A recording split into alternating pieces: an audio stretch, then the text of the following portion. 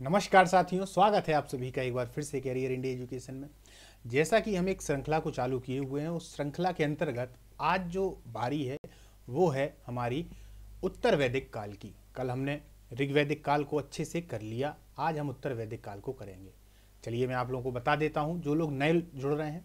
MPPSC 2024 में हमने देखा कि उन्होंने सिलेबस को चेंज कर दिया। अब जब सिलेबस चेंज हो गया है तो उसी सिलेबस के अकॉर्डिंग अपन इसकी तैयारी करेंगे। और इसी तैयारी के क्रम में दोस्तों, यदि देखा जाए तो संकल्पना और विचार वाला जो अपना पहला चैप्टर है पहली यूनिट का, इसको अपन ने कंप्लीट कर लिया। दूसरा चैप्टर अपना चल रहा है, जहां पर अपन ने सिंधु घाटी सभ्यता को निपटा दिया है, यानी खत्म कर दिया है। और इसके बाद में अब हम जो चर्चा करेंगे आज हम उत्तर वैदिक काल की करेंगे, क्योंकि ऋग्वैदिक काल को भी अपन ने समाप्त कर लिया है। चलिए दोस्तों, इसको चालू करते हैं।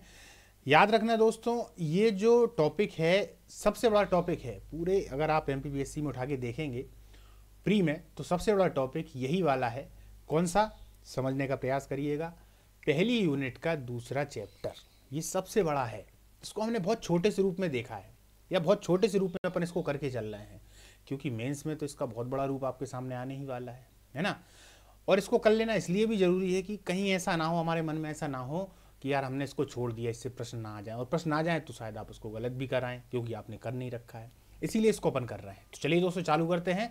सिंधु घाटी सभ्यता को अपन ने देख लिया था, वैदिक काल में हमने ऋग्वैदिक काल को देख लिया था। आज हम करेंगे उत्तर वैदिक काल की बात। तो अपन इस पर किसके पे चर्चा कर रहे हैं? इस पे अपन सिर्फ चर्चा कर रहे हैं उनकी प्रशासनिक विशेषताएं, आर्थिक, सामाजिक और राजनीतिक। क्लियर है? चलिए, उत्तर वैदिक काल की सबसे पहले ही हम आ जाते हैं प्रशासनिक व्यवस्था पर। हमने क्या देख लिया था? ऋग्वैदिक काल में हमने देख लिया था कि थोड़ा बहुत प्रशासन हमें देखने को मिल रहा है। प्रशासन तो नहीं कह सकते, पर हाँ एक उनकी व्यवस्था है कबीलाई स्तर पे, या जो जन लोग थे या जो कबीले वाले थे उनके स्तर पर उनकी एक छोटी सी स्थिति थी, जहाँ हमने पुरोहित को देखा, सेनापति को सेनानी को देखा। इसके अलावा हमने सभा, समिति, विदत और गण की बात करी थी। यहाँ पर थोड़े से बढ़ जाएंगे, ठीक है। चलिए समझते हैं। सबसे पहले हम उत्तर वैदिक काल की जानकारी हमको किससे मिलती है? यजुर्वेद से, सामवेद से, अथर्ववेद से, ब्राह्मण ग्रंथ से, उपनिषद से। बाकी इसके बाद जितने आ रहे हैं उनसे हमें इसकी जानकारी मिल जाती है। किसके बाद की? ऋग्वैदिक काल के बाद जितने भी आ रहे हैं ग्रंथ, है ना, उन सभी ग्रंथों से हमें उत्तर वैदिक काल की जानकारी मिलेगी। अब समझिए, उत्तर वैदिक काल के पुरातात्विक साक्ष्यों में चित्रित धूसर मृदभांड, यहाँ से प्रश्न पूछा जाता है, और उत्तर काली पॉलिस मृदभांड, इनको याद रखिएगा। इन दोनों शब्दों को, चित्रित धूसर मृदभांड मिल रहे हैं और उत्तर काली पॉलिस मृदभांड मिल रहे हैं। 1000 ईसा पूर्व के आसपास हम देखते हैं कि लोहे का विकास हो गया। जैसे मैंने बोला था कि अतरंजी खेड़ा से हमें 1000 ईसा पूर्व के पास में लोहा मिल जाता है। अब जब लोहा मिल गया उत्तर वैदिक काल वाले जो व्यक्ति थे उन लोगों को, तो अब एक क्रांति होगी। कैसी क्रांति होगी? आर्थिक जो स्थिति है इनकी वो बढ़ने लगेगी। अभी तक क्या हो रहा था कि खेत में खेती करी, थोड़ा और आगे बढ़ गए, या उतना ही उगाया, उतना ही अन्न लिया जितनी आवश्यकता थी। अब जब आधुनिक उनके यंत्र बनने लगेंगे, है ना, क्योंकि लोहा आ गया भाई, अब लोहे से बड़े बड़े युद्ध भी होने लगेंगे, अस्त्र शस्त्र भी बनने लगेंगे। तो इस प्रकार से इनके जीवन में एक क्रांति धीरे धीरे यहाँ से हमें देखने को मिलती है, जो कि किसके रूप में परिणत होगी, जो आगे चलकर हम देखेंगे किस में होगी, महाजनपद कालों में। ये जो जन है, ये जन अभी उत्तर वैदिक काल में तो जनपद बनेंगे, और जब हम इसका आगे का रूप देखेंगे 600 ईसा पूर्व, तब ये महाजनपद बन जाएंगे। यही क्रांति हो जाती है, ठीक है। तो क्या है भैया, इस समय पर लोहे को उन्होंने क्या बोला है? कृष्ण अयस और श्याम अयस। लोहे को क्या बोलते हैं? कृष्ण अयस और श्याम अयस। तांबे को क्या बोल रहे थे? उसको ये लोहित अयस बोल रहे थे। तांबे को ये लोहित अयस बोल रहे थे, क्योंकि पहले तांबा था। लेकिन जब इनके पास में लोहा आ गया तो उन्होंने देखा होगा कि यार ये सांवला सा है, काला सा है, तो उन्होंने उनको कृष्ण अयस और श्याम अयस कह दिया, क्योंकि श्याम का मतलब काला होता है या सांवला होता है, काला नहीं कहते उसको, सांवला कहते हैं। जैसे कि घने बादलों का रंग होता है, वही। ये देखिए, अतरंजी खेड़ा, हस्तिनापुर और जखर, इनमें से कुछ ऐसे प्रमुख स्थल हैं जहां से लोहे के पुरातात्विक साक्ष्य हमको प्राप्त हुए हैं। क्योंकि जब हमें साक्ष्य मिले तो हमने देखा कि भैया ये 1000 ईसा पूर्व के हैं, कार्बन 14 की विधि लगा दी, तो हमने देखा कि ये तो उत्तर वैदिक काल के हैं। तो हम समझते हैं कि यहाँ से लोहे का जो प्रचार प्रसार है, या जो उनका लोहे के जो यंत्र हैं वो काफ़ी ज़्यादा मात्रा में प्रयोग में लाए जाने लगे। यहाँ से आर्य अब सप्त सिंधु से आगे गंगा यमुना के दोआब और सदा नीरा तक पहुँच गए हैं। मैंने शुरुआत में विशेषताओं में बताया था आपको कि जो उत्तर वैदिक काल है, इनकी पूर्वी सीमा अब गंगा नहीं है, अब कौन सी हो जाती है? गंडक नदी हो जाती है। विदेह माधव की कथा आती है उसी विदेह माधव की कथा के बाद ही उत्तर वैदिक काल जो है वो प्रारंभ हो जाता है। जो पहले जनस्य गोपा कहलाते थे, क्या कहलाते थे? जनस्य गोपा। अब वो क्या हो गए भैया? सर्वपति, एक राट हो गए, विराट हो गए, है ना। और जन का स्थान किसने ले लिया? जनपद ने। तो याद रखना, अब क्वेश्चन यहाँ से आ रहे हैं। जनपद उत्तर वैदिक काल में आ जाते हैं, महाजनपद 600 ईसा पूर्व में आ जाएंगे। उसी को हम महाजनपद काल कहने लगते हैं। सूत्रकाल भी कहा जाता है और महाकाव्य काल भी इनको कहा जाता है। उत्तर वैदिक काल में बलि के अतिरिक्त शुल्क तथा भाग नामक कर की चर्चा होती है। स्थायी प्रशासन के विकास को यहाँ से प्रोत्साहन मिलने लगता है या मिला। सतपथ ब्राह्मण में 11 रत्नियों की बात आती है जो कि राजा के सहायक हुआ करते थे या सहायक हुआ करती थी। अब वो कौन कौन से हैं 11 रत्नी? ये बात किस में आ रही है? तो सतपथ ब्राह्मण में आती है। ब्राह्मण ग्रंथों की अपन ने चर्चा की थी दोस्तों, जो कि वेदों के वे भाग हैं जो कर्मकांड से संबंधित है। आरण्यक को क्या है? वेदों के वे भाग हैं जो कहीं ना कहीं संन्यास से संबंधित हैं, संन्यास की गाइडलाइन से संबंधित हैं, शरीर को तप देने से संबंधित हैं। और उपनिषद तो फिर अंत में ज्ञान थे ही। तो जो सतपथ ब्राह्मण है वो, अब आप बताइएगा कमेंट में कि सतपथ ब्राह्मण किसका ब्राह्मण ग्रंथ है, किस वेद का ब्राह्मण ग्रंथ है? क्लियर? ये आपके लिए एक प्रश्न है क्योंकि मैं इन सबको करा चुका हूं। चलिए, तो सेनानी कौन होगा भैया? सेना के प्रधान अधिकारी। पुरोहित राजा का राजनीतिक एवं धार्मिक मामलों में मुख्य परामर्शदाता। और युवराज जो थे वो शासन के प्रतिनिधि थे या शासन का प्रतिनिधि। सेनानी, पुरोहित, ये हमने ऋग्वैदिक काल में भी देखे थे। चलिए, अब ये देखिए यहाँ से नया है। महिषी पटरानी है। सूत राजा का सारथी है। ये 11 रत्नियों में शामिल है। तो ये आप समझिए सूत का दर्जा कितना ज्यादा है। और एक बात और याद रखिएगा, सूत का भी उपनयन संस्कार किया जाता था। क्लियर? चलिए, ग्रामणी, ग्राम का मुखिया, ये पहले भी था। छत्री, ये नए आ गए। प्रतिहारी, संग्रहित, कोषाध्यक्ष, ये पहले नहीं थे। भागदूत, ये कर वसूल करने वाला अधिकारी। बहुत बार प्रश्न पूछा गया है दोस्तों, बहुत बार प्रश्न पूछा गया है, याद रखना। भागदूत कब आ रहा है? उत्तर वैदिक काल में। अच्छवाप, ये एक लेखाधिकारी हैं। और पालागल, इसके दो नाम आते हैं, एक पालगल भी है और पालागल। पालागल ये राजा के मित्र हुआ करते थे या राजा का मित्र हुआ करता था। तो ये इस प्रकार के 11 रत्नियों की बात हमको सतपथ ब्राह्मण में मिलती है।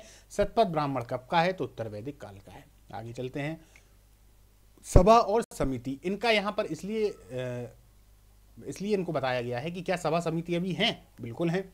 उत्तर वैदिक काल में भी विद्यमान थी। अथर्ववेद में सभा और समिति को प्रजापति की 2 पुत्री कहा गया है। कौन प्रजापति? ब्रह्मा जी। ब्रह्मा जी की ये 2 पुत्री हैं। और ये ब्रह्मा जी वो वेदांत वाले ब्रह्म नहीं है, वो वेदांत वाले ब्रह्म अलग हैं। उनका तो कोई आकार ही नहीं है, वो तो निर्गुण है। ये जो हैं, ये कौन है? ये प्रजापति, जो 3 देवों की हमने परिकल्पना कर रखी है, या जो हमारे उसमें सनातन धर्म में होते हैं, ब्रह्मा, विष्णु, महेश, वो ब्रह्मा की सभा और समिति 2 प्रजापति, मतलब प्रजापति की 2 पुत्रियां हैं। ये कहने का मतलब है कि इनका सम्मान और ज्यादा है उत्तर वैदिक काल में। विदत संस्था, उत्तर वैदिक काल में इनका लोप हो जाता है। विदत हमने देखी थी, जो धार्मिक और सैनिक मामलों में थी, जिसका ऋग्वेद में 122 बार उल्लेख हुआ था, वो यहाँ पर नहीं रहती है। ये भी प्रश्न कई बार पूछा जा चुका है। तो विदत संस्था उत्तर वैदिक काल में लोप हो जाती है। न्याय का सर्वोच्च अधिकारी राजा होता था। हालांकि राजा ने अनेक न्यायाधीशों को भी नियुक्त कर रखा था। इस काल में भी स्थायी सेना का विकास हमको देखने को नहीं मिलता, यानी कि कोई स्थायी सेना अभी भी इनके पास में नहीं है। अधिकारियों की संख्या में हमें वृद्धि जरूर देखने को मिलती है। निचले प्रशासन पर दायित्व का प्रभाव जो है वो संभवतः ग्राम सभा संभाला करती थी। चलिए आगे चलते हैं। सामाजिक व्यवस्था थोड़ी देख लेते हैं। कबीलाई समाज अब यहाँ पर टूटने लगा है और यह जो व्यवस्था है वो चतुर्वर्ण व्यवस्था में स्थापित हो गई है। यज्ञ कर्म कांडों में वृद्धि होने लगी। ब्राह्मणों के प्रभाव में आशातीत यहाँ पर वृद्धि हो रही है। क्यों हो रही है बताऊंगा अभी। लोहे का युद्ध उपकरण के रूप में प्रयोग से समाज में क्षत्रियों की स्थिति भी मजबूत होने लगी। भैया लोहे के अच्छे उपकरण आने लगे, क्षत्रियों का काम ही युद्ध वाला था, तो इनकी तो स्थिति मजबूत होगी क्योंकि अब और ज़्यादा शक्ति है इनके पास में, तो क्षत्रियों की स्थिति सही हुई। ब्राह्मणों की स्थिति इस समय इसलिए सही हो रही है कि भारी मात्रा में यज्ञ कर्म कांड ये सब होने लगे। तो अब यज्ञ में जितना भी दान आएगा वो किसके पास जाएगा? ब्राह्मणों के पास जाएगा। तो ब्राह्मण मजबूत होने लगते हैं। जब चूंकि वो लोग मजबूत होने लगते हैं, ब्राह्मण भी, क्षत्रिय भी, वैश्य काफ़ी सारा उत्पादन करने लगे, पर शूद्रों की स्थिति डाउन ही रही क्योंकि उनको कृषक कार्यों में भी लगा दिया गया, साथ साथ में वो मजदूरी भी कर रहे हैं। तो इसमें क्या हुआ कि एक तो शोषण वाला समाज हो गया और एक शासक वाला समाज हो गया, यानी एक शासक है, एक शोषित है। इस प्रकार का जो समाज है वो हम उत्तर वैदिक काल में देखते हैं। इसीलिए ऋग्वैदिक काल को हम अच्छा मानते हैं और उत्तर वैदिक काल में स्थितियां डाउन होती चली जाती हैं। वैश्य एकमात्र उत्पादन करने वाला वर्ग है और करदाता वर्ग है, यानी करदाता, इसको जो वैश्य है वो कर देगा। किसको कर देगा? जो क्षत्रिय हैं, राजा हैं, उनको कर देगा।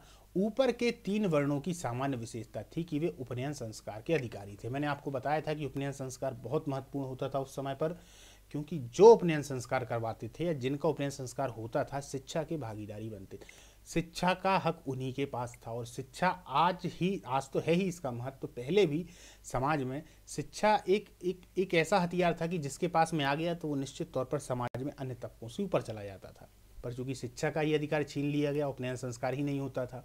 तो याद रखिएगा, उपनयन संस्कार शुरुआत के जो ऊपर के जो 3 वर्ण हैं उनका हो रहा है। बाकी जो चौथा वर्ण है शूद्र, इसका उपनयन संस्कार उस समय पर नहीं होता था। परिवार के मुखिया की जो शक्ति में अत्यधिक अधिक वृद्धि हुई, जिससे वह परिवार के अन्य सदस्यों को पैतृक संपत्ति से पूरी तरह वंचित कर सकता था।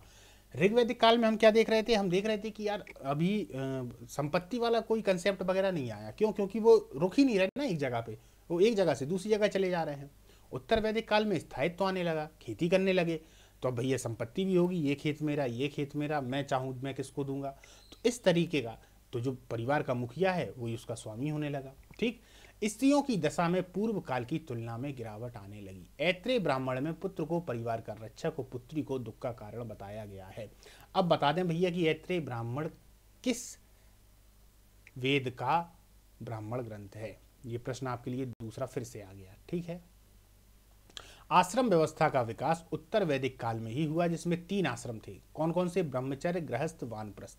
यह तीनों उत्तर वैदिक काल में ही आए, किंतु चौथा आश्रम जो संन्यास है वो बुद्ध काल में आया, जो कि ओशनम स्मृति में हमको मिलता है। चारों आश्रम भी अपन ने पढ़ लिए हैं ना अच्छे से। तो 3 आश्रम तो उत्तर वैदिक काल के हैं, बुद्ध काल में आ रहा है कौन सा? लास्ट वाला संन्यास आश्रम। क्लियर हो गया? चलिए, 4 प्रकार के पुरुषार्थ को प्राप्त करना, धर्म, अर्थ, काम, मोक्ष। अर्थ, काम, धर्म, मोक्ष, इनकी भी चर्चा अपन ने करी, क्योंकि पुरुषार्थ भी वहां पर थे। तो ये भी उत्तर वैदिक काल के ही हैं। 3 प्रकार के ऋण, ऋषि ऋण, पितृ ऋण, देव ऋण, ये उत्तर वैदिक काल के हैं। ये भी अपन ने वहां पर पढ़ लिए हैं। त्रिदेव की परिकल्पना उत्तर वैदिक काल की देन है, ब्रह्मा, विष्णु, महेश। क्लियर हो गया? आगे चलते हैं। पुनर्जन्म की अवधारणा का विकास उत्तर वैदिक काल में हुआ। आत्मा की अपरिवर्तनशीलता, अमृता आदि उत्तर वैदिक काल की ही धारणाएं हैं। अभी भी याद रखिएगा, उत्तर वैदिक काल के लोगों को मोक्ष के बारे में जानकारी नहीं है। मोक्ष है कौन सी स्थिति? जहां सुख और दुख है ही नहीं, सिर्फ आनंद ही आनंद है, वही मोक्ष है। क्लियर है? सुख और दुख दोनों ही नहीं है। अब यहाँ पर जब पुनर्जन्म आ गया, तो पुनर्जन्म का मतलब ही यही है कि भैया अब जब आपका पुनर्जन्म होगा तो इस संसार में फिर दुख भोगने के लिए आओगे। तो सुख दुख के चक्र से ही मुक्त हो जाना मोक्ष है। तो मोक्ष के बारे में भी ये लोग जानते नहीं हैं।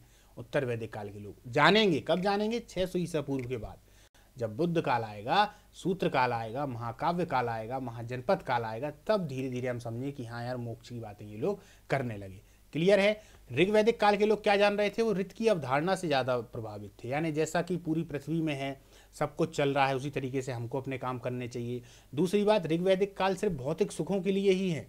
मतलब उनको ये चाहिए कि बढ़िया घर मिल जाए, परिवार मिल जाए, हमारा रोज का जीवन चलता जाए, यानी भौतिक समृद्धियां ही चाह रहे हैं। लेकिन अब धीरे धीरे विकास होगा ना, तो अब जब उनका विकास हुआ तो विकास होकर अभी पुनर्जन्म तक आ गए। फिर जब महाजनपद काल में आएंगे तो भैया मोक्ष तक भी आ जाएंगे। ठीक है? तो ये सब विकास धीरे धीरे हो रहा है। उत्तर वैदिक काल में कर्म कांड और यज्ञ अनुष्ठान के विरुद्ध आवाज उपनिषदों ने उठाई। उपनिषद अपन ने पढ़े थे, बहुत डीपली तरीके से पढ़े थे, एक भी क्वेश्चन उसका आपसे बाहर नहीं जाएगा। इन्हीं उपनिषदों को हम वेदांत भी कहते हैं। यानी वेदांत का 2 मतलब होता है। पहला मतलब तो ये होता है कि ये वेदों का अंतिम भाग है, इसीलिए इनको वेदांत कहा गया है। एक और इसका मतलब होता है जो कि बहुत बृहद मतलब है, शायद आप लोग समझ पाएं इसको। इसका एक मतलब ये होता है वेदांत अंत। अब इसके बाद कुछ बचा ही नहीं। ज्ञान के मामले में वेदों का जो वेदांत है या वेदों का जो अंत है या जो उपनिषद हैं, इनके आगे फिर विश्व ही आप उठा लें, विश्व में भी ऐसी कोई चीज़ नहीं है, ऐसा कोई ज्ञान नहीं है जो इनके सामने हो। मतलब ये अंतिम है, अंतिम मतलब इनके ऊपर व्यक्ति सोच ही नहीं सकता, उसकी सोच ही नहीं जा सकती। ये वो ज्ञान है ना।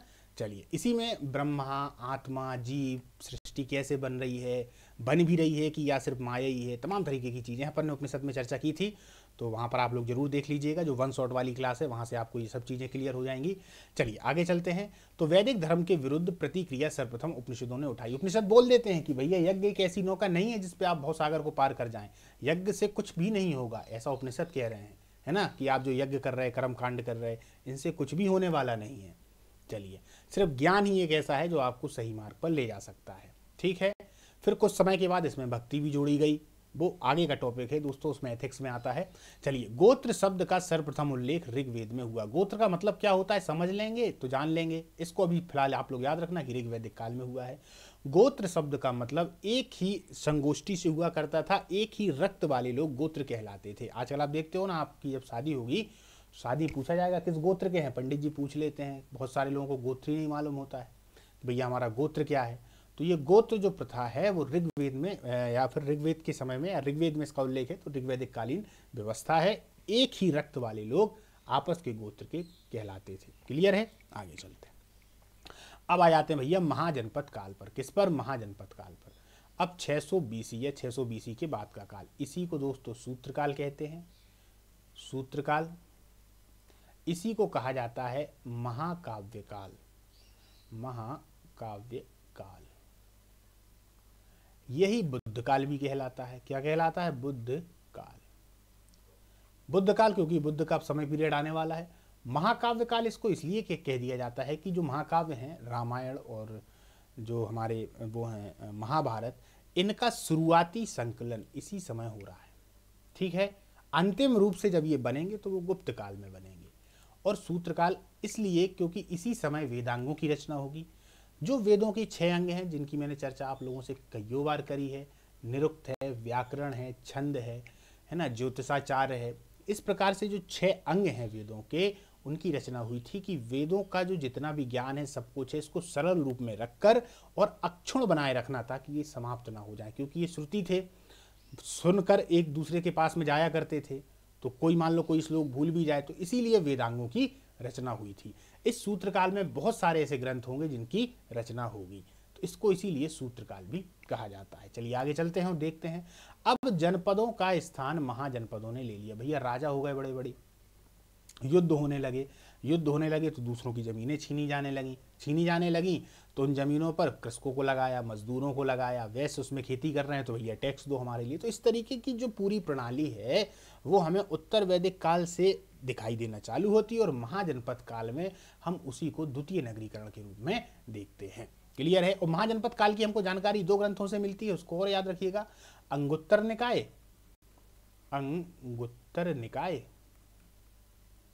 और एक जैन ग्रंथ और है जिसका नाम है भगवती सूत्र। अंगुत्तर निकाय बौद्ध ग्रंथ है, भगवती सूत्र। ठीक है, चलिए तो अब जनपदों का स्थान महाजनपदों ने ले लिया। लोहे के आविष्कार से उत्तर वैदिक काल के अंत तक आते आते अभूतपूर्व वृद्धि राजाओं की शक्ति में होने लगी। इसे हम दूसरी नगरीकरण के रूप में जानते हैं। इसी समय वैदिक कर्मकांडों के विरुद्ध धार्मिक आंदोलन भी होते हैं, जो मुख्यतः जैन धर्म और बौद्ध धर्म से संबंधित हैं। 16 महाजनपदों का उल्लेख भगवती सूत्र और अंगुत्तर निकाय में हमें प्राप्त होता है। चलिए, मैंने वहां बता दिया था आपको। अब देख लेते हैं वो कौन कौन से थे 16 महाजनपद। तो काशी की जो राजधानी थी वो वाराणसी थी। कुरु, इंद्रप्रस्थ, ये जो दिल्ली और मेरठ वाला क्षेत्र है, इसी को कहते हैं। अंग की थी चंपा, तो ये कौन होगा? भागलपुर और मुंगेर वाला क्षेत्र। जो अपना पाटलिपुत्र था या जो राजगृह था उसके थोड़ा सा ऊपर। कौशल कौन सा था? तो श्रावस्ती, ये फैजाबाद वाला मंडल था। मगध, राजगृह और ग्रीवब्रिज, इसकी दो मतलब इसका राजगृह भी नाम आता है, ग्रीवब्रिज भी नाम आता है। बाद में चलकर पाटलिपुत्र होगी जब उज्जैन बसाएगा। तो ये दक्षिणी बिहार, बिहार का जो दक्षिणतम हिस्सा है वो कहलाता है। बज्जी की कौन सी थी? तो बज्जी की थी दोस्तों वैशाली। क्या थी? बज्जी की वैशाली, ये था उत्तरी बिहार। और मल्ल की थी कुशावती, देवरिया गोरखपुर का क्षेत्र। ये जो दोनों क्षेत्र हैं दोस्तों, याद रखिएगा, ये दोनों के दोनों ही क्या थे? तो ये गणतंत्र थे, गणतंत्र थे। इसको भी याद रखना, गणतंत्र भी आपके में टॉपिक आ गया है। अब आप देखते जाना कि जो मैंने आप लोगों को शुरुआत में वन शॉट में पूरा का पूरा करा दिया, उसी को इतिहास के रूप में यहाँ भी प्रस्तुत किया जा रहा है। पर यहाँ पर इसकी ज़्यादा चर्चा नहीं कर रहे हैं, इसलिए नहीं कर रहे हैं क्योंकि एक विस्तृत चर्चा अपन वहां पर कर चुके हैं। तो इन दोनों को गणतंत्र कहा गया है, यानी यहाँ पे गणतंत्र प्रणाली थी। बाकी जितने भी हैं 14 के 14 वो सब राजतंत्र थे। चेदी की थी शक्तिमती, आधुनिक बुंदेलखंड। जो शिशुपाल जी थे, शिशुपाल जिन्होंने उनको कृष्ण जी को 99 गाली दी थी और 100वीं गाली में उनकी गर्दन काट दी गई थी, है ना। उन्होंने बोला था कि भाई तू 99 गाली दे ले, 100वीं गाली में तेरे को बताऊंगा, तो 100वीं गाली में वो मार देते हैं उनके लिए। तो शिशुपाल जो थे वो यहीं के थे। ठीक है, कहाँ के? चेदी, तो शक्तिमती। वत्स की थी कौसाम्बी, ये इलाहाबाद और बांदा उत्तर प्रदेश वाला क्षेत्र है। वत्स की थी कौन सी? कौसाम्बी। यहाँ का प्रमुख राजा था वत्सायन। ठीक है, पांचाल की थी अहिछत्र या कामपिल्य, अहिछत्र या कामपिल्य, ये बरेली फर्रुखाबाद उत्तर प्रदेश वाला क्षेत्र है। मत्स्य की क्या थी, तो मत्स्य की थी विराटनगर। अलवर भरतपुर वाला राजस्थान था, जो राजस्थान का पश्चिमी वाला क्षेत्र है, पश्चिम से थोड़ा और ऊपर को पहुंच जाए तो वो मत्स्य था। सूरसेन ये मथुरा, इसको आधुनिक हम ब्रजमंडल भी कहते हैं। सूरसेन मथुरा, मथुरा की थी, है ना। जरासंध यहीं के शासक थे, कौन, जरासंध, जरासंध यहीं के शासक थे। चलिए, असमक की थी पोतन या पोटेल, इससे प्रश्न आता है। ये गोदावरी नदी आंध्र प्रदेश वाला क्षेत्र है, क्योंकि दक्षिण भारत का एकमात्र महाजनपद है, ठीक है। तो ये दक्षिण भारत का एकमात्र जनपद, एकमात्र महाजनपद, महाजनपद, ठीक। अवंती की क्या थी, तो अवंती की थी उज्जैनी और महिष्मती, क्लियर। गांधार की क्या थी, तो गांधार की थी तक्षशिला, पेशावर तथा रावलपिंडी, और कंबोज की हाटक। ये दोनों के दोनों कहाँ पर थे, तो ये दोनों के दोनों अगर देखे जाएं तो पश्चिमोत्तर भारत में है, यानी कि जो कश्मीर वाला क्षेत्र है, कश्मीर के आप इस तरफ चले जाएं, कहाँ पर, चलिए यहाँ पर देखिए, मान लीजिए ये भारत है, भारत का ये नक्शा इस तरीके से, ये तो ये वाला जो क्षेत्र है, यानी पाकिस्तान के जो ऊपर वाला क्षेत्र है, वही तक्षशिला गंधार की हो गई और कंबोज की हाटक हो गई, क्लियर है। पश्चिमोत्तर क्षेत्र, आगे चलते हैं। अब देखिए, इसमें मगध, वत्स, कौशल, अवंती शक्तिशाली राजतंत्र थे। इनमें से 14 में राजतंत्रात्मक, जबकि 2 में गणतंत्रात्मक व्यवस्था थी। देखते हैं बज्जी। बज्जी की राजधानी वैशाली थी, जो आधुनिक तौर पर उत्तरी बिहार में है। यहाँ पर 8 गणराज्य हुआ करते थे। इन 8 गणराज्यों को एक बार पढ़ लें, ताकि आपका वहाँ का रिवीजन भी हो जाएगा। वैशाली के लिच्छवी सबसे मजबूत, अल्पकप के बुलीगण, रामग्राम के कोलीय, कपिल वस्तु के शाक्य, सुषमा गिरी के भग्ग, केशफुत के कलाम, मिथिला के विदेह, पिपलवनीय के मौर्य। जो चंद्रगुप्त मौर्य था वो इन्हीं से संबंधित था, एक इतिहासकार ऐसा कहते हैं। इनमें वैशाली गणराज्य सबसे अधिक शक्तिशाली था। कौन सा, वैशाली गणराज्य। मल्ल, यह आधुनिक रूप से कुशीनारा यानी देवरिया गोरखपुर वाला क्षेत्र है। यहाँ 2 गणराज्य थे, एक तो पावा के मल्ल और कुशीनारा के मल्ल। कौन कौन, पावा के मल्ल और कुशीनारा के मल्ल। अब देखते हैं भैया मगध का उत्थान, मगध का उत्थान, ठीक है। जितने मैं प्रश्न करा दे रहा हूं इतने ही प्रश्न आप लोग करिएगा, इससे बाहर इस वाले टॉपिक पे मत जाइएगा, फिर वो आपका मेंस है। तो अगर मेंस में आपको देखना है तो उसकी क्लासें ऑलरेडी डली हुई हैं, जाएंगे आप लोग प्लेलिस्ट में तो आपको मिल जाएंगे। चलिए, अब मगध का उत्थान देखते हैं भैया, मगध का उत्थान हो रहा है।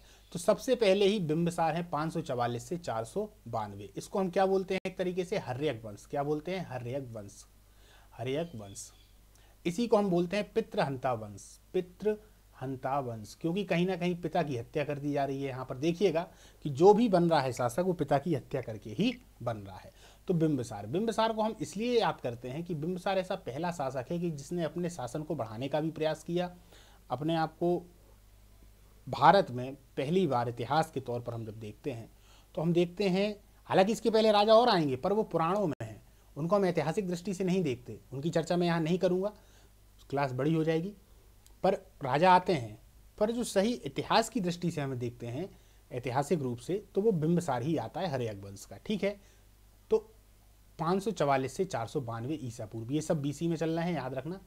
हर्यक वंश का संस्थापक कौन था, बिंबिसार। बुद्ध के समकालीन थे और इन्होंने वैवाहिक संबंधों के माध्यम से अपने राज्य का विस्तार किया।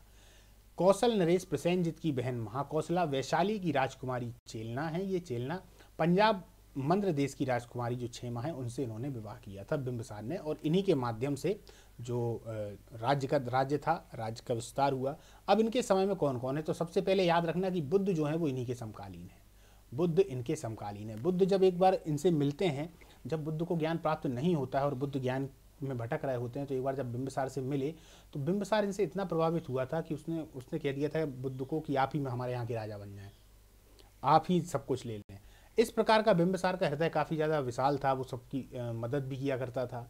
इन्हीं सब चक्करों में इसका जो पुत्र है अजातशत्रु, इसने इसकी हत्या कर दी थी। काफ़ी सारे और भी कारण थे, पर बिंबिसार बुद्ध के समकालीन है। इसके अलावा उज्जैन के एक शासक हैं जिनका नाम है चंड प्रद्योत। उज्जैन में कौन है, उज्जैन में है चंड प्रद्योत, चंड प्रद्योत, वो भी इनके ही समकालीन है। चंड प्रद्योत एक बार पांडु रोग से बीमार हो गए थे, तब इन्होंने अपने यहाँ के राजवैद्य जीवक को भेजा था। जीवक की भी अपनी एक कहानी है दोस्तों, कि जीवक कहाँ से आ जाता है, क्या होता है, चर्चा करेंगे, कहानियाँ बहुत सारी हैं इनकी, पर अभी हमें सिर्फ फैक्ट पे ध्यान रखना है। तो जीवक भी इनके समकालीन है, बुद्ध हो गए, और उज्जैन के राजा जो चंडप्रद्योत हैं वो भी हो गए। चलिए आगे चलते हैं। अब बिंबिसार की जो हत्या है वो उन्हीं के पुत्र के द्वारा कर दी गई, जिनका नाम क्या है, अजातशत्रु है। क्लियर है। अब देखिए अजातशत्रु 492 ईसा पूर्व में गद्दी पर बैठते हैं। अजातशत्रु ने अपने पिता बिंबिसार की हत्या कर मगध की गद्दी पर बैठा। अजातशत्रु ने वैशाली को जीतकर मगध में मिला लिया। ये इसकी सबसे महत्वपूर्ण उपलब्धि थी। क्या, वैशाली। इसने वैशाली को जीता। वैशाली को कोई जीत ही नहीं पा रहा था। हालांकि वैशाली को जीतने में अप्रत्यक्ष रूप से थोड़ी बहुत मदद बुद्ध के द्वारा भी की गई थी, भगवान बुद्ध के द्वारा भी की गई थी। उन्होंने बताया था कि आप कैसे इसको जीत सकते हो, है ना। मगध में मिला लिया। रथ मूसल और शिलाकंटक जैसे हथियारों का प्रयोग किया। जो रथ मूसक और शिलाकंटक हैं, ऐसे हथियारों का प्रयोग सर्वप्रथम अजातशत्रु ने उस युद्ध में किया था जहां पर उन्होंने वैशाली को हराया था। इसने मगध राज्य को हिमालय की तराई तक विस्तृत किया। जो मगध राज्य है उसको ऊपर तक, यानी जो हिमालय की तराई है वहां तक इसने विस्तृत किया था। जो कौशल नरेश प्रसेनजित थे, है ना, तो इसने कौशल पर भी आक्रमण किया था और कौशल को भी अपने में मिलाने का प्रयास किया था। किसने, अजातशत्रु ने।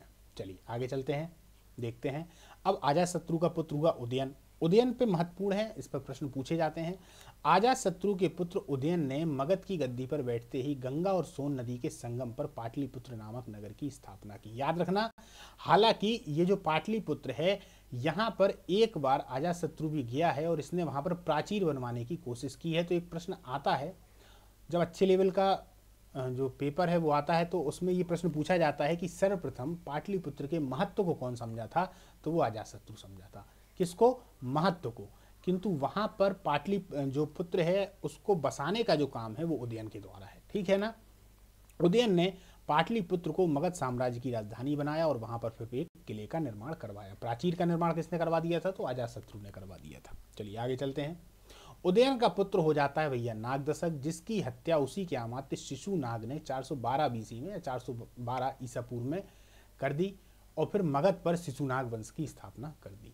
शिशुनाग वंश जो है वो 412 ईसा पूर्व में आता है और शिशुनाग ने 100 वर्षों की प्रतिस्पर्धा का अंत करते हुए शक्तिशाली महाजनपद अवंती को मगध में मिला लिया। ये वही अवंती है जहां पर चंडप्रद्योत थे। अब देखिए बिंबिसार के समय दोनों में अच्छी मित्रता है, सब कुछ बढ़िया है, घनिष्ठ संबंध है, पर भैया शिशुनाग आते हैं तो शिशुनाग अवंती को मिला लेते हैं। चूंकि अवंती एक महत्वपूर्ण जनपद था, महाजनपद था, कर लिया। शिशुनाग ने अपनी राजधानी पाटलिपुत्र से हटाकर वैशाली में स्थापित कर ली। किसने, शिशुनाग ने। पर एक बात याद रखना कि इसी शिशुनाग हटाकर कहाँ, वैशाली स्थापित कर ली। शिशुनाग का उत्तराधिकारी कालाशोक पुनः अपनी राजधानी को कहाँ ले गया, पाटलिपुत्र। तो शिशुनाग ने क्या किया था, यहाँ पर क्वेश्चन कौन सा बनता है और कहाँ पे लड़के कंफ्यूज हो जाते हैं।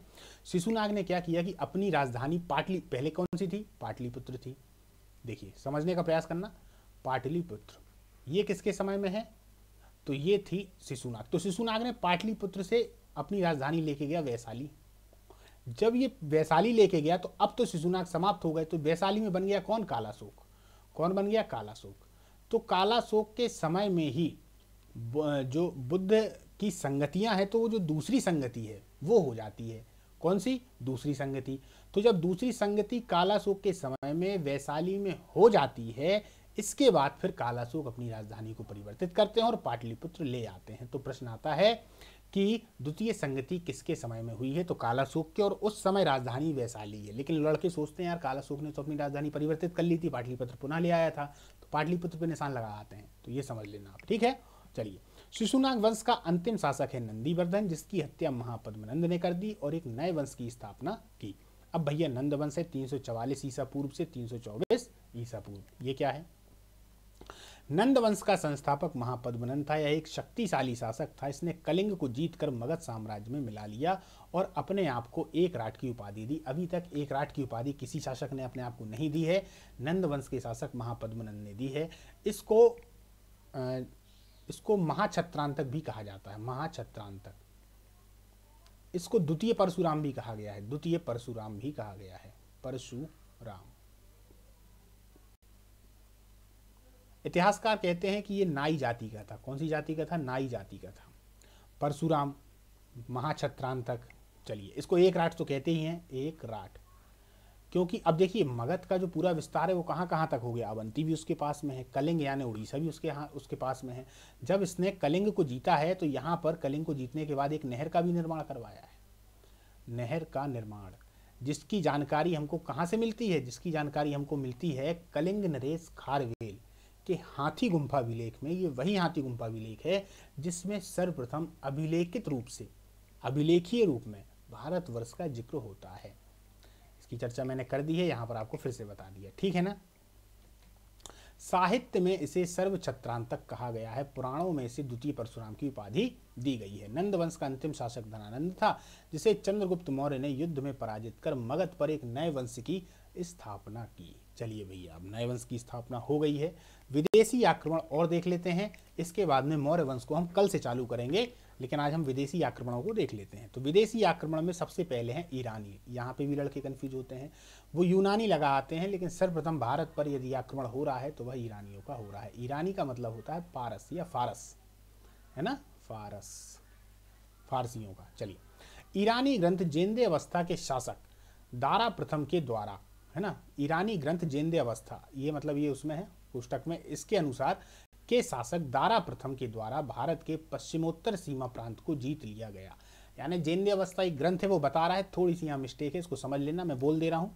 तो उसके द्वारा जीत लिया गया। यह जानकारी हमें कहाँ कहाँ से मिलती है, बहिस्तान और नक्शे ए रुस्तम अभिलेख से। तो ये दो जो अभिलेख हैं इनको ध्यान रखिएगा, बहिस्तान है और नक्शे ए रुस्तम। ये किसके यहाँ आते हैं, ये हैं दारा प्रथम के। इसने क्या किया, भारत के पश्चिमोत्तर सीमा प्रांत में एक प्रांत को जीत लिया और उसको अपना 20वां प्रांत बनाया था। कौन सा 20वां प्रांत बनाया था, जीत के उसको 20वां प्रांत बना लिया। ईरानी आक्रमण का उल्लेख भारत के साहित्य में नहीं मिलता, याद रखना। हेरोडोटस, जेनोफन, प्लिनी, एरियन ने ईरानी आक्रमण का उल्लेख अपने ग्रंथों में किया है। भारत के साहित्य में या भारत के ग्रंथों में ईरानी आक्रमण की हमको कोई जानकारी नहीं मिलती। अब देखिए, भारत पर सबसे पहले असफल आक्रमण साइरस द्वितीय के द्वारा किया गया। वहां पे अपन ने सफल आक्रमण करवा दिया था, पर यह भी प्रश्न आ जाता है कि सबसे पहले असफल आक्रमण किसके द्वारा किया गया, तो साइरस द्वितीय के द्वारा। किसके, साइरस द्वितीय के द्वारा, इसको याद रखना। फिर 516 ईसा पूर्व में दारा प्रथम, जो भी अपन ने यहाँ पे चर्चा की ना, दारा प्रथम, ये है दारा प्रथम, दारा प्रथम, ठीक है ना, ये दारा प्रथम है। इसको डेरियस प्रथम भी कह दिया जाता है, तो दारा हो चाहे डेरियस, ये नाम लिखे दे रहा हूं, डेरियस, ठीक है। चलिए, तो 516 ईसा पूर्व में दारा प्रथम ने अपना 20वां प्रांत पश्चिमोत्तर भारत को बना लिया। 331 ईसा पूर्व में सिकंदर तथा डेरियस तृतीय, अब उन्हीं का वंशज है, डेरियस तृतीय के मध्य अरबेला का युद्ध, बहुत इंपॉर्टेंट युद्ध है दोस्तों, अरबेला का युद्ध। इस युद्ध में ईरानी शासक डेरियस तृतीय या दारा तृतीय जो है वो पराजित हो जाता है। परिणाम स्वरूप भारत से ईरानी शासकों का आधिपत्य समाप्त हो जाता है। तो सिकंदर का एक काम और है कि जब वो विजय अभियान के दौरान निकल रहा है तो वो तो रास्ते में जो भी उसको मिल रहा है हराता जा रहा है। भारत को हराना है तो पश्चिमोत्तर सीमा प्रांत में सबसे पहले तो जो ईरान के वंश हैं या ईरान के शासक हैं इनको हराना पड़ेगा। तो सबसे पहले उसने इन्हीं को हराया, किसके, अरबेला के युद्ध में। तो अब जब वो लोग हट गए तो उसके सामने अब कोई ऐसा महत्वपूर्ण प्रतिद्वंदी भारत के पश्चिमोत्तर सीमा प्रांत में नहीं है। अंदर तो धनानंद बैठा हुआ है पर बाहर नहीं है। अब वहां पर उसको दो जन कौन मिलेंगे, तो अब इसको मिलेंगे तक्षशिला पर अंभी। कौन मिलेगा, अंभी। तो ये सभी जितने भी हैं ये इसके सामने समर्पण कर देंगे, किसके, सिकंदर के सामने। जबकि एक युद्ध होगा किसके साथ में, पोरस के साथ में, क्योंकि पोरस डटकर उनका सामना करते हैं। अभी अपन आगे देखते हैं। चलिए, भारत में छत्र प्रणाली ईरानियों की देन है। अब ईरानियों ने क्या क्या दिया है, छत्र प्रणाली। साथ ही खरोष्टी लिपि भी ईरानी आक्रमण के प्रभाव के बाद ही भारत में आई। यह आरमाइक लिपि का ही एक रूप है, इसको याद रखना। खरोष्टी लिपि ईरान से आ रही है, आरमाइक लिपि का ही एक रूप है। पश्चिमोत्तर सीमा प्रांत में ईरानी मुद्रा डेरेक एवं सिंगलोई का प्रचलन भी प्रारंभ हुआ। डेरेक एवं सिंगलोई, इनको भी याद रखें, डेरेक एवं सिंगलोई आते हैं ये प्रश्न। अब है भैया यूनानी आक्रमण। सिकंदर आक्रमण हमने देख लिया, यूनानी आक्रमण देखते हैं। तो सिकंदर का जो जन्म है वो 356 ईसा पूर्व यूनान के मकदूनिया प्रांत में हुआ। इनके पिता 336 ईसा पूर्व में फिलिप की मृत्यु के पश्चात यूनान का शासक कौन बनता है, सिकंदर बनता है। इसके गुरु का नाम अरस्तु था। ये वही अरस्तु हैं जिनको मैंने एथिक्स में आप लोगों को पढ़ा रखा है ना, अरस्तु, प्लेटो, सुकरात, तो वही अरस्तु हैं, ये सिकंदर के गुरु थे। सिकंदर ने 326 ईसा पूर्व पर भारत पर आक्रमण किया। तक्षशिला के शासक अंबी ने सर्वप्रथम सिकंदर के समक्ष समर्पण कर दिया। वो डर गया, उसने कहा कि भैया आप ही सब कुछ हैं, हमें अपनी शरण में ले लें। तो अंबी अब सिकंदर के साथ मिल जाता है। झेलम का युद्ध या 326 ईसा पूर्व बितिस्ता का युद्ध। सिकंदर का भारत में सबसे सशक्त विरोध झेलम तथा चिनाव के मध्यवर्ती प्रदेश के शासक पोरस के द्वारा किया गया। पोरस ने सिकंदर से हुए युद्ध में पोरस पराजित हुआ और पोरस की वीरता को देखकर सिकंदर ने पोरस का राज्य वापस कर दिया। सिकंदर की सेना ने व्यास नदी से आगे बढ़ने से इनकार कर दिया। तमाम तरीके के कारण है कि उसने क्यों कर दिया। कुछ लोग ये बोलते हैं कि वो लोग डर गए कि भारत के अंदर जो नंद वंश का शासक है जो धनानंद है वो काफ़ी ज़्यादा शक्तिशाली है। कुछ ये कहते हैं कि जानबूझ के सिकंदर के सामने ऐसी परिस्थितियाँ लाई गई, ऐसा उसको बताया गया कि भैया आप वहाँ जाएंगे आप हार ही जाएंगे। कुछ लोग ये कहते हैं कि जो चाणक्य वगैरह थे तो इन लोगों ने ऐसा उसके सामने जाल रचा कि अगर आपने भारत पर आक्रमण किया या भारत के आप अंदर गए तो आप पे दैवीय प्रकोप हो जाएगा। तो ऐसी बहुत तमाम तरीके की बातें आती हैं जिस कारण से सिकंदर नहीं जाता है। कुल मिला के यहाँ पर ये कहना ज़्यादा उचित होगा कि उसकी जो सेना है इतना लंबा अभियान कर रही थी, बहुत समय तक अपने घर नहीं गई थी, तो जो उसके सैनिक थे वो घर जाने के लिए ज़्यादा उत्साहित हैं इसकी बजाय कि वो युद्ध करने के लिए उत्साहित हों। तो उनको घर जाना ज़्यादा वो लग रहा है कि भैया अब चलो ठीक है, जीत ली जितनी दुनिया जीतनी थी, अब घर चलते हैं। इस चक्कर में सिकंदर वापस हो लेता है। नए मार्ग की खोज से विदेशी व्यापार होने लगा। अब हुआ क्या, बहुत ज़्यादा फायदा हुआ। जब सिकंदर आया है तो नए मार्गों की खोज से विदेशी व्यापार होने लगा। भारत में सिकंदर की अंतिम विजय सिंधु नदी के तट पर स्थित पाटन के विरुद्ध थी। किसके? पाटन के विरुद्ध। सिकंदर की मृत्यु 323 ईसा पूर्व बेबीलोन में हो जाती है। सिकंदर के सेनापति नियार्कस का नाम आता है, एनासिक्टिस का नाम आता है, ऑस्टिबुलेस का नाम आता है, सेल्यूकस निकेटर। सेल्यूकस निकेटर के बारे में तो आपने सुना है, इन तीन को और याद रखिएगा। सिकंदर की जीवनी एनासिक्टिस के द्वारा लिखी गई है, इसीलिए मैंने इसका नाम यहाँ पर दिया है कि सिकंदर की जीवनी किसके द्वारा लिखी गई है? एनासिक्टिज के द्वारा लिखी गई है। अब यूनानी आक्रमण के प्रभाव देखिए। ईरानी आक्रमणों के प्रभाव की यदि हम चर्चा करें तो उतने ज़्यादा प्रभाव नहीं पड़े, फिर भी दूरगामी प्रभाव तो थे ही, राजनीतिक रूप से कोई प्रभाव नहीं पड़ा, पर यूनानी आक्रमण के प्रभाव पड़ेंगे। सिकंदर के आक्रमण की जो तिथि है वो है 326 ईसा पूर्व में भारत के क्रमागत इतिहास को लिखने में बड़ी सहायता की। यानी कि हमने ये देखा ना कि यार सिकंदर का आक्रमण हो गया तो उन्होंने अपने भी जो उनके ग्रंथ वगैरह थे वहाँ पर उन्होंने 326 ईसा पूर्व लिखा, तो वहाँ से फिर इसको मैच किया। तो ये सब पूरी चीज़ें कर लेने के बाद में हमको एक सही वो मिल गया कि हाँ भैया इतिहास हमारा इस तरीके से था। चलिए, नए मार्गों की खोज से विदेशी व्यापार को प्रोत्साहन मिला, ये तो बहुत बढ़िया बात है। सिकंदर ने भारत में कई महत्वपूर्ण नगर बसाए, जैसे कि नाम था निकैया, इसको नाम वो जो विजयनगर है, मतलब सिकंदर ने भारत में कई महत्वपूर्ण नगर बसाए। तो ये जो निकैया नाम दिया है विजयनगर, विजय के उपलक्ष्य। बुके फॉल ये उसने घोड़े के नाम पर रखा, और एक था सिकंदरियाई नाम से जो कि काबुल एवं सिंध में है। इससे नगरीकरण को भी प्रोत्साहन मिला। किसको? नगरीकरण को। यूनानी मुद्राओं के अनुकरण पर उलूक शैली के सिक्के भी डाले जाने लगे। यूनानी मुद्राओं के अनुकरण पर उलूक शैली, उलूक शैली का मतलब होता है इस तरीके से गोल। आज हम गोल सिक्के देखते हैं ना, चौकोर तो देखे नहीं होंगे आपने, सबने गोल ही देखे हैं, तो ये उलूक शैली कहलाती है। यूनानी प्रभाव के कारण ही अशोक ने स्तंभों के ऊपर पशुओं की आकृतियां बनवाई। किसके? यूनानी प्रभाव के कारण ही अशोक ने स्तंभों के ऊपर पशुओं की आकृति बनवाई। हालांकि इस बात को अपन खारिज कर देंगे जब कला पे आएंगे, तब हम बताएंगे कि ऐसा नहीं है, ये अशोक के द्वारा खुद की अपनी सोच थी और खुद का अपना वो था। ऐसा नहीं है कि अशोक ने किसी से ले लिया हो, है ना। चलिए आगे चलते हैं। महाजनपद काल में कुछ विशेष। बौद्ध ग्रंथों के अनुसार गौतम बुद्ध से पहले 6 ईसा पूर्व भारत में महत्वपूर्ण धर्म प्रवर्तक हुए। इनसे प्रश्न आते हैं। पूर्ण कश्यप हैं घोर अक्रियवादी या अकर्मवादी। ये सब एक तरीके से देखा जाए तो दर्शन है, सबने अपने अपने चलाए। अजित केस कामलिन ये भौतिकवादी थे। मक्खलीपुत्र गौसाल नियतवादी या भाग्यवादी थे। पकुत कचायन नियतवादी हैं और संजय बेलटपुत्र संदेहवादी हैं। अब इन शब्दों से आपको समझ में आ रहा होगा, संदेहवादी का मतलब संसार में सब संदेह से भरा हुआ है, किसी भी चीज को देखो तो संदेह है। नियतवादी का मतलब होता है कि भैया सब कुछ नियत है, जो है अब सब पहले से ही चलता आ रहा है, हम कुछ नहीं कर सकते। इसी प्रकार से भौतिकवादी, नियतवादी और घोर अक्रियवादी, तो इनके नाम जो है वो पूछ लिए जाते हैं, तो आप लोग याद कर लीजिएगा। पूर्ण कश्यप, अजित केस कामलेन, मक्खलीपुत्र गौसाल, पकुत कचायन, संजय बेलट पुत्र। निगटनाथ पुत्र बौद्ध ग्रंथ में महावीर को कहा गया है। जैन धर्म ने अहिंसा पर इतना अधिक बल दिया कि धर्म में कृषि तथा युद्ध की आलोचना भी की गई है, क्योंकि इन दोनों ही कार्यों में जीवों की हत्या होती है। कृषि वर्जित है जैन धर्म में, अगर आप लोगों को नहीं मालूम हो तो आप लोग पता कर लीजिए। चलिए, 16 महाजनपदों के उदय और द्वितीय नगरीकरण में लोहे की सबसे महत्वपूर्ण भूमिका रही। ठीक है, 16 महाजनपद में केवल असमक ही नर्मदा नदी के दक्षिण में गोदावरी नदी पर तट पर स्थित था, जिसकी राजधानी पोटन या पोटिल थी, और यह क्षेत्र मौर्योत्तर काल में फिर पैठन और प्रतिष्ठान के नाम से जाना गया। मौर्योत्तर काल में जब सातवाहनों की राजधानी आएगी तो प्रतिष्ठान बन जाएगी। बन जाएगी ना, पढ़ा होगा आप लोगों ने, है ना। तो ये मौर्य उत्तर काल की बात है। इसका पहले नाम क्या था? पोटन या पोटली। चंद्र प्रभा को हाथी पालन का अच्छा ज्ञान था। चलिए, बौद्ध भिक्षु कच्छपायन के प्रभाव से ही चंड प्रद्योत बौद्ध बन गया। बौद्ध भिक्षु महाकच्छपायन, इनका नाम मैं भी नहीं ले पाता हूँ, ये थोड़ा कच्छपायन करके नाम है इनका। चलिए, काशी के राजा ब्रह्मदत्त को पराजित करके कौशल के राजा कंस ने काशी को अपने राज्य में मिला लिया था। वत्स महाजनपद का राजा उद्यन एवं वासवदत्ता के मध्य हुए प्रेम पर भास ने स्वप्न वासवदत्ता नामक नाटक की रचना की है। स्वप्न वासवदत्ता, ये वत्स महाजनपद, ये वही महाजनपद है जो बांदा वाले जिले में था, बांदा और कौशाम्बी में था।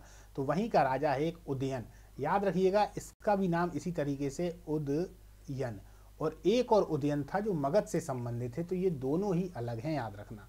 ये वत्स महाजनपद का है जिसकी राजधानी कौशाम्बी थी, वो कहाँ का है? वो मगध का है। यह उदयन हर्षवर्धन के द्वारा लिखित, ये नाम यहाँ थोड़ा गड़बड़ हो गया है, यह है उदयन। अब यही उदयन जो है वो हर्षवर्धन के द्वारा लिखित रत्नावली एवं प्रियदर्शिका नामक संस्कृत नाटकों का भी नायक है। इन दोनों की एक गजब की कहानी है दोस्तों, समय नहीं है, नहीं तो मैं आप लोगों को सुना देता ये कहानी। स्वप्न वासवदत्ता की, किस तरीके से वो जेल में जाता है, फिर एक तरीके की प्रेम कहानी है। चलिए, कई चर्चा करेंगे अपन इस पर। सूत्र साहित्य के अंतर्गत मुख्यतः 6 वेदांगों की रचना हुई थी। सूत्र साहित्य वही सूत्रकाल में शिक्षा है, कल्प है, निरुक्त है, छंद है, व्याकरण है, ज्योतिष है। ठीक है, ये सभी के सभी गद्य में लिखे गए हैं, क्योंकि वेदों की अधिकतम चीजें किसमें हैं? तो पद्य में थी। ऋग्वेद तो पूरा पद्य में ही है ना। चलिए, अब आ जाते हैं रामायण महाभारत। इनसे थोड़े प्रश्न आ जाते हैं, इसको देख लेते हैं। रामायण महाकाव्य काल से तात्पर्य रामायण तथा महाभारत के प्रारंभिक संकलन काल से है। इन दोनों महाकाव्यों का प्रारंभिक संकलन 6ठी से 4ठी शताब्दी ईसा पूर्व के मध्य प्रारंभ होता है, जबकि अंतिम रूप से संकलन 2री से 4ठी शताब्दी ईसा पूर्व में हुआ। रामायण और महाभारत दोनों ही आर्ष महाकाव्य माने जाते हैं। क्या माने जाते हैं? आर्ष महाकाव्य। रामायण की रचना मूलतः संस्कृत भाषा में महर्षि वाल्मीकि के द्वारा की गई है, सुनिएगा, इसलिए रामायण को भारत का आदि महाकाव्य, जबकि महर्षि वाल्मीकि को आदि कवि कहा जाता है। वर्तमान रामायण में 6 अध्याय या कांड हैं और 24,000 श्लोक हैं, इसलिए इसको चतुर्विंशति सहस्त्री संहिता भी कहते हैं। चतुर्विंशति शस्त्री संहिता भी इसको कहा जाता है, यानी 24,000 श्लोक हैं इस वजह से। क्लियर है? अब भैया देखिए, रामायण का तमिल तथा बांग्ला भाषा में अनुवाद क्रमशः कम्बन और कृतिवास ने किया। किसने? कम्बन और कृतिवास ने। जबकि फारसी भाषा में अनुवाद अब्दुल कादिर बदायूनी ने किया। ये किसके समय के थे? तो ये अकबर के समय के थे। अब शाहजहां के समय में भी कोई कर रहा है, तो कौन कर रहा है? इब्न हरण करण के द्वारा। शाहजहां के समय किसने किया है? इब्न हरण करण ने। महाभारत के बारे में देख लेते हैं। महाभारत की रचना संस्कृत भाषा में महर्षि वेदव्यास के द्वारा की गई। महाभारत विश्व का सबसे बड़ा महाकाव्य है। इसमें 1 लाख श्लोक हैं। यही महर्षि वेदव्यास जी हैं जिन्होंने गीता की भी रचना की। क्लियर है? चलिए, इसे सतसहस्त्री संहिता भी कहते हैं, क्योंकि कितने 1 लाख श्लोक हैं, इस वजह से। महाभारत में कुल 18 पर्व हैं, जिनमें 6वें पर्व का भाग गीता है, यानी 6वें पर्व का भाग गीता है। और ये जो 6वां पर्व है इसको बोलते हैं भीष्म पर्व। क्या बोलते हैं? यहाँ पे है नहीं, भीष्म पर्व। श्रीमद् भगवद गीता संस्कृत भाषा में लिखित है, जिससे ही सर्वप्रथम अवतारवाद का हमको उल्लेख मिलता है। किसका? अवतारवाद का उल्लेख मिलता है। महाभारत का तमिल तथा बांग्ला भाषा में अनुवाद क्रमशः, इनके नाम याद रखना, पेरुंदेवर और उनके विद्वानों की मंडली ने किया। पेरुंदेवर नाम आता है इसलिए याद रखना। जबकि तेलुगु भाषा में जो अनुवाद है वो ननैया ने शुरू किया था, तिकैया ने पूरा किया। किसने? ननैया ने शुरू किया है और तिकैया ने पूरा किया। फारसी भाषा में अनुवाद वही अब्दुल कादिर बदायूनी आ गए के द्वारा रज्जमनामा से किया गया। रज्जमनामा को आपने देखा होगा, कई पुस्तकों में पढ़ा होगा। इसको युद्ध की पुस्तक भी कहते हैं। युद्ध की पुस्तक, युद्ध की पुस्तक, ठीक है, अब्दुल कादिर बदायूनी ने। ऑप्शन में वो दारा शिकोह भी दे देते हैं। क्या दे देते हैं? दारा शिकोह। जबकि दारा शिकोह ने क्या किया है? दारा शिकोह ने उपनिषदों का फारसी में ट्रांसलेशन करवाया, उपनिषदों का। तो उसका नाम उसने क्या रखा? सर-ए-अकबर, सर-ए-अकबर, ठीक है। तो वो दारा शिकोह ने करवाया, जो कादरी सिलसिले का वो था। औरंगजेब का ज्येष्ठ पुत्र भी था दारा शिकोह, है ना। मजबुल अल बहरान चलो जब उस पर आएंगे तो उस पर चर्चा करेंगे अपन। चलिए दोस्तों, तो आज की जो अपनी क्लास है इसको अपन यहाँ पर समाप्त करते हैं। अब मिलेंगे अपन अगली क्लास में और अपन मौर्य साम्राज्य को चालू करेंगे। हालांकि ये जो है अपना महाकाव्य काल, इसका आर्थिक जीवन, सामाजिक जीवन अभी रह गया है, तो इस पर अपन चर्चा करेंगे। चलिए